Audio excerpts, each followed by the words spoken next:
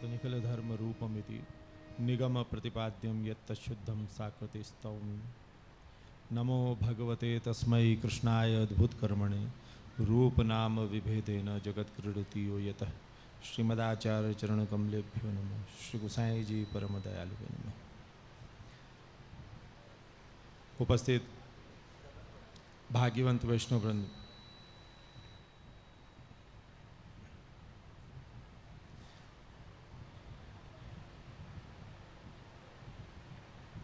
प्रथम तो महद्भाग्य का प्रमाण यही है कि आप यहाँ श्री जी बाबा के धाम में, इस परम पवित्र नगरी में आप लोग सब उपस्थित हैं और श्रीमद् भागवत द्वारा रसोवै सह स्वरूप निकुंज नायक श्री जी बाबा के भक्तोद्धारक लीलाओं का श्रवण करने के लिए उत्सुक हैं।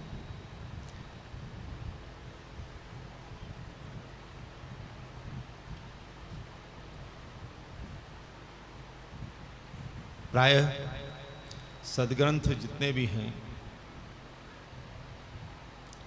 उनका प्रारंभ जो है उसको जानना बहुत आवश्यक है।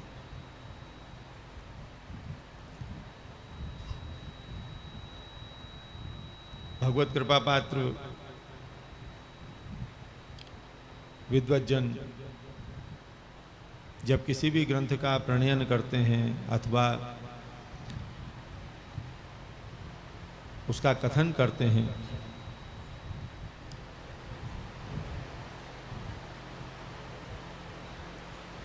तो वो ग्रंथ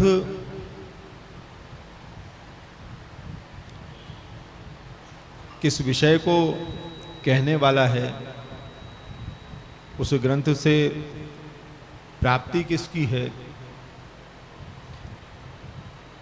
और किस प्रकार से, प्रारंभ में ही ये कह दिया जाता है। जैसे अभी आप श्रीमद् भागवत महापुराण का श्रवण करने के लिए यहाँ सब उपस्थित हैं।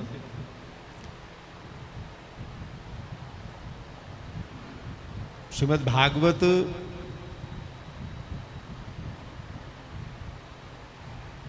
महापुराण के मंगलाचरण का यदि आप भाव विचार करेंगे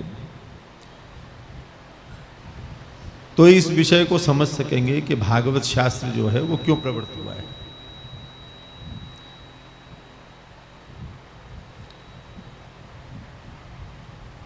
अधिकांश में आस्तिक जन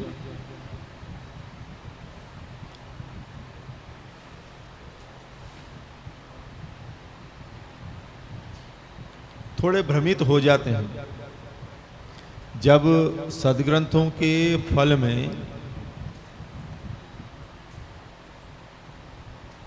स्वल्पकालीन फल जब देखते हैं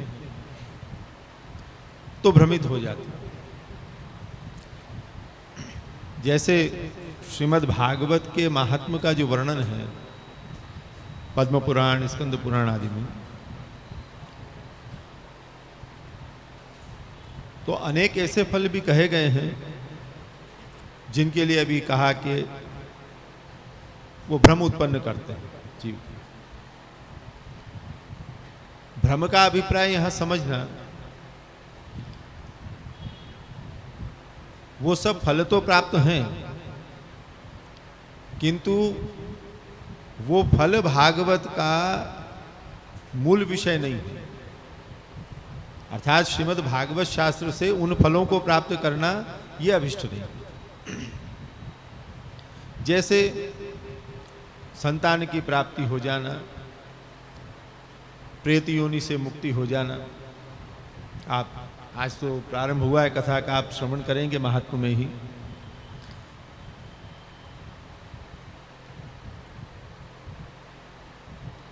कोई भी प्रकार का अनिष्ट जो एक सांसारिक व्यक्ति मानता है कि ये अनिष्ट है मेरे लिए, उसकी निवृत्ति भी भागवत शास्त्र से कही है। किंतु ये जो फल है ये वास्तव में भागवत शास्त्र का फल नहीं है। बस इसी को भ्रम कहा है हमने।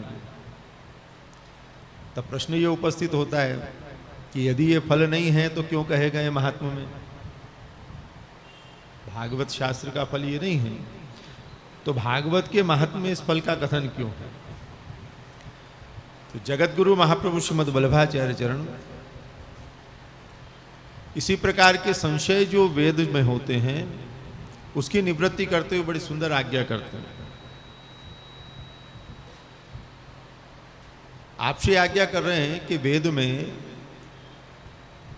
अनेक यज्ञात्मक सकाम कर्म कहे गए हैं, अथवा यूं समझो कि अनेक यज्ञों के सकाम फल कहे गए हैं। सकाम अर्थात जो हमको इच्छित है, जैसे पुत्रेष्टि आदि यज्ञ कहे हैं, जिसको पुत्र की कामना हो पुत्रेष्टि यज्ञ करे, शत्रुनाश के लिए करारी यज्ञ करे, इत्यादि अनेक यज्ञों के वर्णन हैं। और वेद तो केवल एक ही तत्व का वर्णन करने वाले हैं, सर्वे वेदाः यत् पदमामनन्ति। फिर ये सब फल क्यों कहे गए? ध्यान देना इस बात पर। जब सभी वेद, गीता में ही भगवान के वचन है वेदैश्च सर्वैरहमेव वेद्यः, तो वेद से एक ही परम तत्व जाना जाता है, एक ही परम तत्व के वर्णक वेद हैं। फिर ये पुत्र आदि प्राप्ति के लिए क्यों यज्ञ आगादि का वर्णन किया गया? तो श्री महाप्रभु जी आज्ञा कर रहे हैं, वेद से जो परम फल की प्राप्ति है वो तो भगवत चरणारविंद है, किंतु भगवत चरणारविंद को प्राप्त करने की अभिलाषा किसमें होगी इसका विचार करना चाहिए पहले।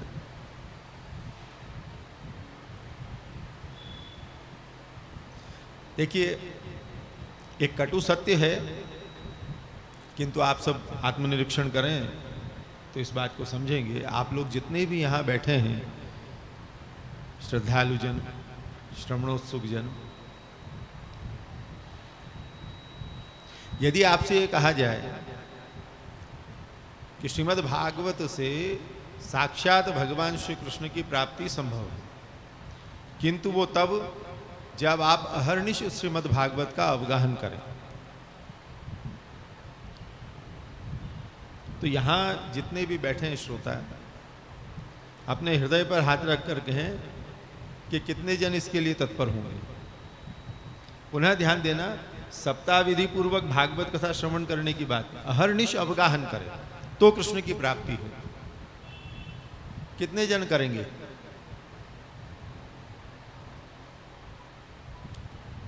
इसलिए भ्रम होता है, कथा के फल को नहीं समझ पाने से भ्रम उत्पन्न होता है।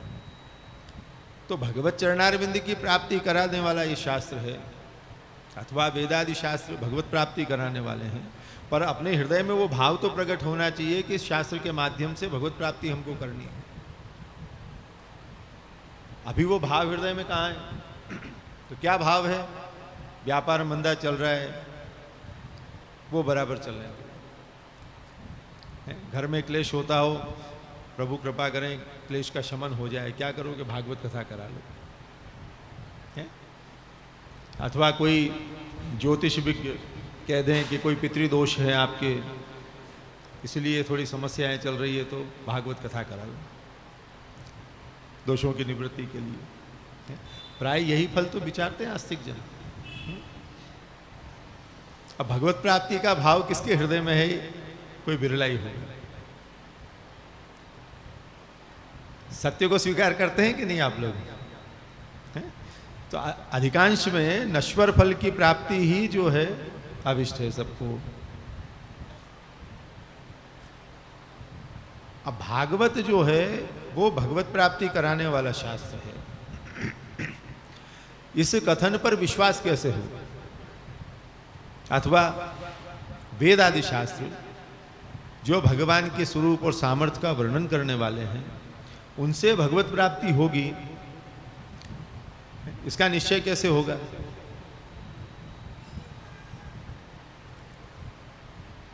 तो आचार्य चरण आज्ञा कर रहे हैं कि जब तक इन शास्त्रों में आपका विश्वास दृढ़ नहीं होगा, तब तक इन शास्त्रों के जो फल रूप भगवान हैं उनकी प्राप्ति संभव नहीं है। आए समझ? तो विश्वास कैसे दृढ़ हो? देखो, एक लौकिक उदाहरण आपको दें। कोई संपन्न व्यक्ति है, आप किसी परिस्थिति विशेष में उसके पास जाकर द्रव्य की याचना करते हैं। जितना द्रव्य आपको अपेक्षित है वो सहज उससे मिल जाता है। लो भाई, अपना कार्य सिद्ध कर लो। तो आपका विश्वास उस पर दृढ़ हो जाता है कि देखो, विषम परिस्थिति में इस व्यक्ति ने मेरा सहयोग किया है ना? बस इसीलिए सकाम जो है फल इसमें कहे गए शास्त्रों में कि एक बार विश्वास दृढ़ हो जाए, यदि भागवत कथा से पुत्र की प्राप्ति हो गई तो भगवान की प्राप्ति भी अवश्य होगी। पर वो पुत्र प्राप्ति जो है वो भागवत का फल नहीं है। भागवत में विश्वास हो जाए आपका कि भागवत सर्व फल को देने वाला शास्त्र है, इसके लिए वो फल कहे गए। पर वो तो नश्वर हैं सब।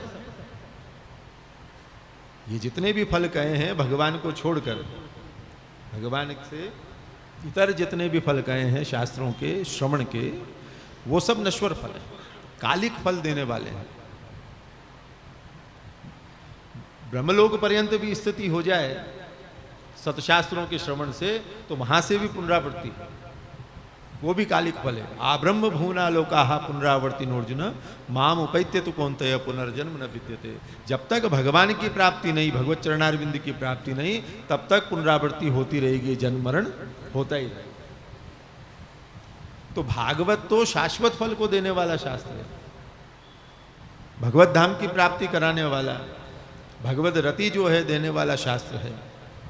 पर इससे जब जीव नश्वर फल चाहता है तो वो फल भी भागवत से सिद्ध हो जाते हैं। पर किस लिए होते हैं? कि जो शाश्वत फल भागवत का कहा है उसमें विश्वास दृढ़ हो जाए। इसी महाप्रभु जी समझा रहे हैं कि वेद में जितने भी सकाम यज्ञ कहे हैं वो केवल इसी अभिप्राय से कि वेद जो है भगवान की वाणी रूप है और भगवान सर्व देने की सामर्थ्य रखते हैं, सब देने की सामर्थ्य। पर हमको भगवान से क्या चाहिए, इसका विवेक कैसे हमारे भीतर हो कि जब नश्वर फल चाहकर वो मिल जाए फिर हमारे हृदय में भाव प्रकट होगा कि अरे ये मिला भी तो किस काम का। और मनुष्य का स्वभाव भी ऐसा है कि जीवन में जो भी कुछ वो उपार्जित करता है ना, उससे जब तक उसको दुख की प्राप्ति नहीं होती तब तक वो दूसरे विषय में प्रवृत्त नहीं होता है। जो भी इच्छित है वो मिलने पर यदि सुख मिलने लग जाए तो फिर वो दूसरे विषय को नहीं चाहता। ये मानव स्वभाव है।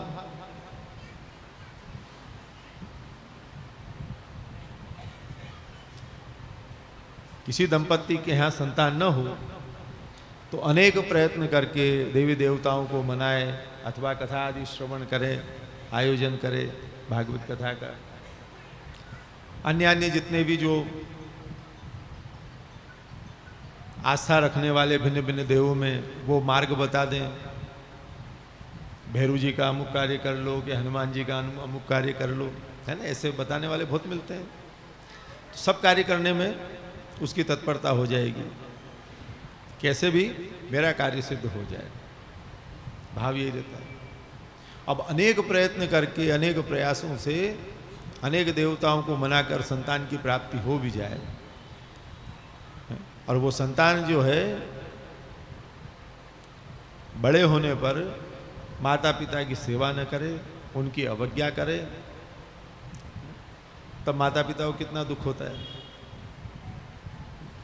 कि जिस संतान की प्राप्ति के लिए कितने प्रयत्न किए और वही संतान हमारे लिए दुखद हुई। ये भागवत महात्म्य आप श्रवण करेंगे, इसलिए आपको कह रहे हैं सरल शब्दों में।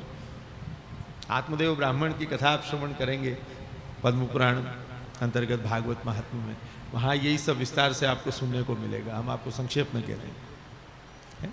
तो अनेक प्रयास के बाद यदि संतान प्राप्त हो और वही दुख का कारण बन जाए, तब जीव भगवान की ओर दृष्टि करके कहता है कि प्रभु ऐसा पुत्र क्यों दिया है। तो भगवान तो पहले ही कह रहे हैं कि मनुष्य जीवन जो है वो मेरी प्राप्ति के लिए है, नश्वर विषयों की प्राप्ति के लिए थोड़ी है। तो तब तो जो है मोहवश जो है भगवान की आज्ञा मानी नहीं, और जब प्रताड़ित हुआ स्वजन संबंधियों से, तब भगवान की ओर दृष्टिपात कर। तो मनुष्य का स्वभाव है, जिस वस्तु में सुख मानकर उसको पाना चाहता है, जब तक उस वस्तु से दुख न मिले उसको, तब तक उसकी आसक्ति उसमें से जाती है, तब तक आसक्ति जाती है। भागवत के महात्म्य में इसी विषय को समझाया।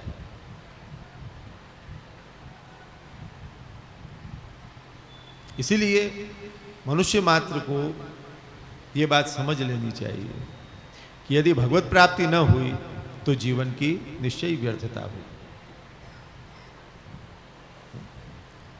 अरे इतना सा विचार करके देखो कि जो ईश्वर में आस्था नहीं रखते, विश्वास नहीं रखते, वो भी वाणिज्य व्यापार करके धन धान्य संपन्न तो होते ही हैं।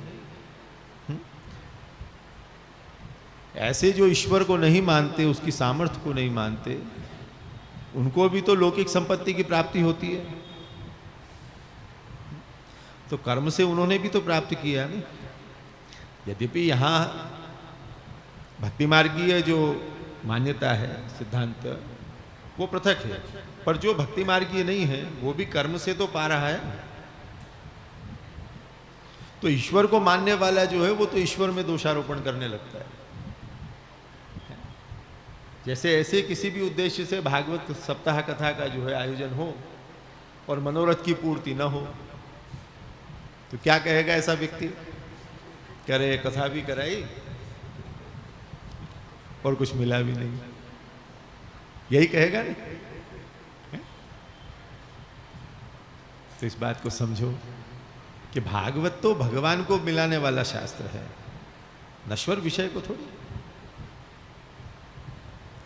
तो ये जो फल कहे भी हैं, नश्वर फल जिनको हम कहते हैं, तो वो भी इसलिए कहे गए हैं कि भागवत आदि शास्त्रों में हमारा विश्वास दृढ़ हो जाए कि जब ये फल इससे मिले हैं तो भगवान की प्राप्ति रूप फल भी अवश्य इससे मिलेगा।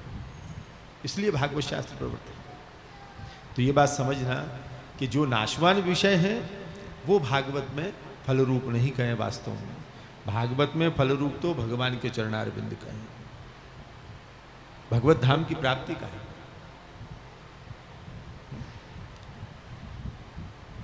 अतएव श्रीमद् भागवत प्रथम स्कंद प्रथम अध्याय मंगलाचरण,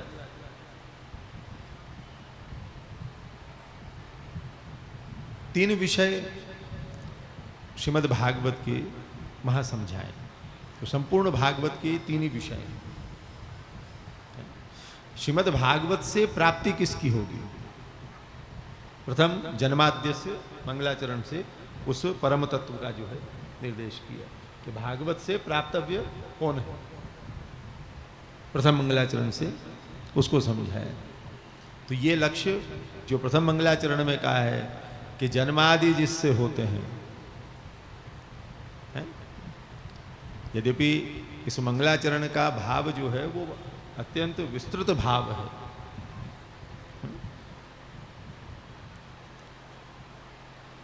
आदि शब्द से अनेक भाव विद्वानों ने जन्म आदि कहे। आद्य से आकाश से, प्रथम तत्व आकाश जिसकी उत्पत्ति जिससे हुई है। एतद आत्मा न आकाश संभव है, वो आद्य आकाश जिससे उत्पन्न हुआ, अर्थात सर्व सृष्टि का जो कारण रूप है और सर्व सृष्टि में कार्य रूप भी जो स्थित है कार्य रूप से, वो परमात्मा, वो प्राप्तव्य है भागवत से। तो भागवत शास्त्र हमको किसको प्राप्त करने का निर्देश कर रहा है कि उस परम तत्व को जो संपूर्ण सृष्टि को उत्पन्न करता है, संपूर्ण सृष्टि का पालन करता है और संपूर्ण सृष्टि को अपने में ही स्थित रखता है। मयि सर्वमिदं प्रोक्तम सूत्रे मणिगणाय। तो भागवत में सबसे पहले यही बात समझाई है, ये आप हम सभी को समझ लेनी चाहिए जो भी भागवत श्रवण करने बैठे हैं, कि भागवत भगवान की प्राप्ति कराने वाला शास्त्र है। अब ये तो निश्चय हो जाए कि चलो भगवत प्राप्ति कराने वाला शास्त्र है, पर भगवत प्राप्ति कैसे हो, कैसे उस भगवान को आदि कारण रूप जो है उसको प्राप्त करें। तो द्वितीय मंगलाचरण में उसके साधन कहें धर्म प्रोज्जित केतवोत्र परमो निर्मस्राणम सदा। द्वितीय मंगलाचरण में साधन कहें कि वो परम तत्व कैसे मिले जो सबका आदि है। इस भागवत शास्त्र में वो साधन में जो उस परम तत्व को मिला दिया। इसलिए भगवान के अवतार चरित्र और भगवदियों की कथा, ये दोनों ही भागवत का विषय। यद्यपि इन दोनों कथाओं से एक ही तत्व जो है वो सिद्ध होता है, ये बात समझ लेना। भगवान के भिन्न भिन्न अवतारों के जो चरित्र कहे गए हैं उनसे भगवान जो है इतने प्रकार के हैं ऐसा नहीं समझना चाहिए। अगर ऐसा समझा तो भागवत शास्त्र को नहीं समझा। द्वादश स्कंद तृतीय अध्याय में वर्णन कथा इमास्ते कथयता महीसा, ये जो भी कथाएं कही गई हैं भगवद अवतार भगवदियों की, भक्तों के चरित्र जो कहे गए हैं, ये सब पारमार्थिक कब हैं।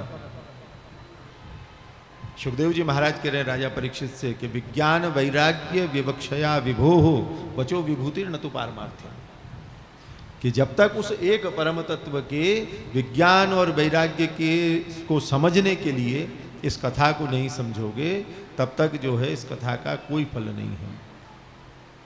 पारमार्थिक फल इन कथाओं का कब है कि एक परमात्मा विभु ब्रह्म जो है उसी के विज्ञान वैराग्य को इससे समझा जाए। इसलिए ये सब कथाएं कही हैं महत् पुरुषों की। और यही बात मंगलाचरण के द्वितीय मंगलाचरण में जो है वर्णित है। निर्मत्सराणाम सता, आश्चर्य रहित महत् पुरुषों की जो कथाएं हैं वो कही गई हैं। क्यों कही हैं? कि उन कथाओं को श्रवण करके माश्चर्य से रहित श्रवण करने वाला भी हो जाए। और कुछ छुपाव नहीं है इसमें, कपट नहीं है। धर्म प्रोज्जित कैतवोत्र, कपट पूर्वक कुछ नहीं कहा गया है, सब स्पष्टतया वर्णित है। कहने का अभिप्राय क्या है कि इन कथाओं में जितने भी फल कहे गए हैं उन फल का जो है कहने का उद्देश्य ये नहीं है कि यही फल भागवत के हैं। ध्यान देना, पुनः आपको कह रहे हैं कि इन सब कथाओं का सार क्या है कि इसका फल तो भगवत चरणारविंद।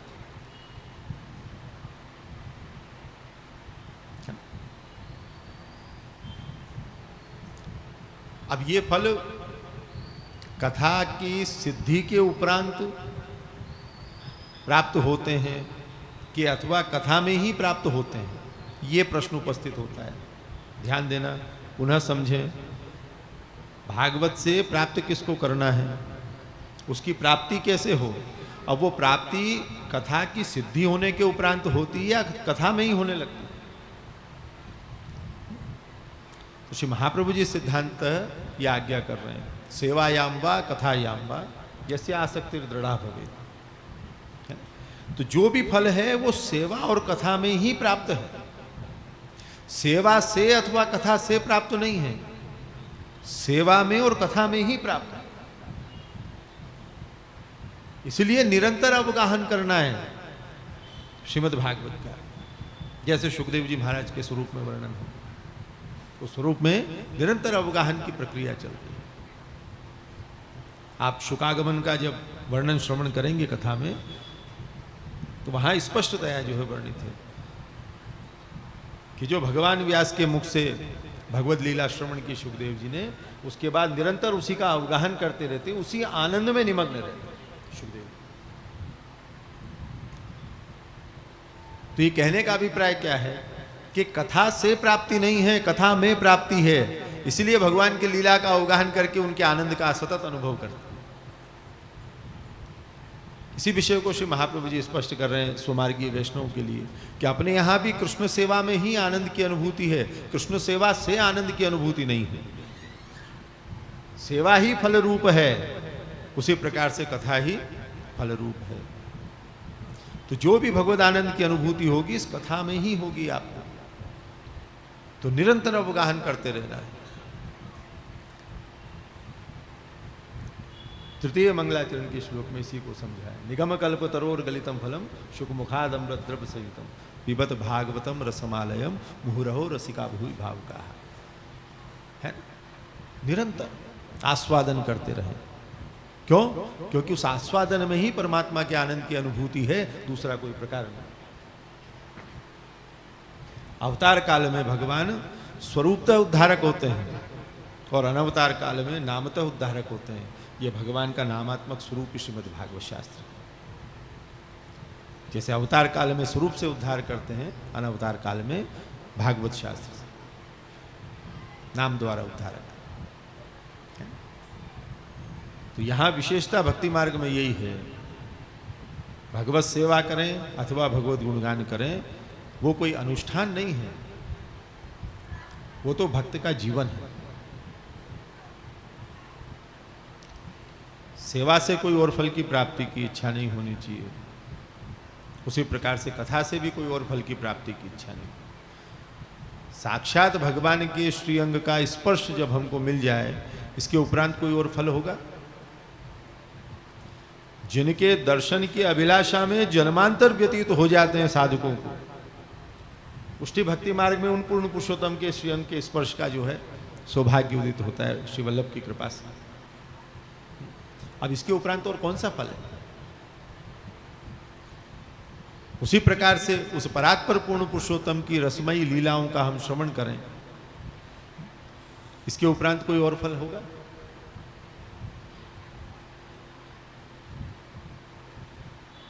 ब्रजगोपियों की जो दशा थी, जो कृष्णमयता उनकी थी, कैसे हुई? तन्मनस्काः तदालापाः तद्विचेष्टाः तदात्मिकाः तद्गुणाने अवगायन्ति नात्मागाराणि सस्मरो। देह गेह सब विस्मृत हो गए कृष्ण प्रेम में। ऐसी ये दशा कैसे हुई, अवस्था कैसे प्राप्त हुई गोपियों को? भगवत गुणगान करते करते, कृष्ण गुणगान करते करते, मन वचन कर्म आत्मा सहित सब कृष्णमय हो गए। ऐसी दशा गोपियों की हो गई। भगवान की आज्ञा से उद्धव जी इन ब्रज गोपियों को उपदेश देने के लिए आए ब्रज में, और गोपियों की जो प्रेम में दशा देखी तो उद्धव जी भी जो है भाव विवल हो गए। और कैसे भाव विवल हुए कि गोपियों को नमस्कार करने का, प्रणाम करने का भी अपना अधिकार उन्होंने नहीं समझा कि इन गोपियों को मैं नमन करूं, इतनी भी योग्यता मेरे में नहीं। तो किसको नमन किया? वंदे नंद ब्रज स्त्रीणाम पाद रेणुम अभीक्षणशः यासाम हरि कथोद्गीतम पुनाति भुवनत्रयम्। अरे चरणारविंद की रज को नमन कर रहे हैं, गोपियों को नमन करने की योग्यता भी उद्धव जी ने अपनी नहीं मानी। ऐसी प्रेम में गोपियों की दशा देखी। बड़ा सुंदर श्री महाप्रभु जी सुबोधनी जी में वर्णन करते हैं, भगवान की आज्ञा पालन करने के लिए ब्रज में उद्धव जी पधारे, पर महीनों तक उद्धव जी जो है ब्रज में ही विराजे रहे। भगवद आज्ञा का भी विस्मरण हो गया। गोपियों की भगवत प्रेम में जो दशा देखी, तो भगवान के प्रेम में ऐसी दशा गोपियों की कैसे हुई कि भगवान की लीलाओं से, वो लीलाएं भगवान की कहाँ कहाँ हुई, उन सब स्थलों में संचरण करते करते ऐसे जो है निमग्न हो जाते उन लीला के भाव में कि उनको भगवान की आज्ञा का भी विस्मरण हो गया कि प्रभु ने पुनः आने के लिए कहा था, मेरा कार्य करके मधुपुरी पुनः आओ।